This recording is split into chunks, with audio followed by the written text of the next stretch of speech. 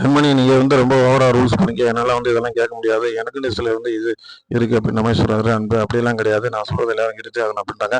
நீங்க ஒண்ணும் இந்த கம்பெனில வந்து ஓனர் கிடையாது அப்படிங்கிறாரு. அப்படி கிடையாது. இந்த ஹோட்டல்ல வந்து நான் ஒன் ஆஃப் த பார்ட்னர் தான் அப்படின்றாங்க. அப்ப நம்ம 2 பேரும் முடிவு பண்ணிக்கிறோம். ஒண்ணு இந்த ஹோட்டல்ல நீங்க இருக்கணும், இல்ல நான் இருக்கணும் அப்படின்றாரு நம்ம அன்பு. பார்க்கலாம் அதையும் பார்க்கலாம். நம்ம வந்து பேசிக்கிறோம் அப்படின்னு சொல்லி நேரா ஜீவாட்டே போறாங்க. 2 பேரும் கம்ப்ளைண்ட்ட வந்து சொல்றாங்க. 2 பேர் பிரச்சனையும் கேட்டுட்டு அவர் வந்து என்ன ஆச்சு? ஏன் இப்படி பண்றீங்கன்னா, ஒவ்வொன்னையும் என்ன ரொம்ப ஓவர் டார்ச்சர் பண்ணது கண்மணி அப்படின்றத சொல்றாரு அன்பு. அப்ப அவங்க சொன்னாங்க, அப்படிலாம் இல்ல. நான் என்ன சொன்னாலும் வந்து இவரு மறுப்பு காமிச்சுக்கிட்டே இருக்காரு. அவரோட ஈகோ தான் இதுக்கு காரணம் அப்படின்றாங்க.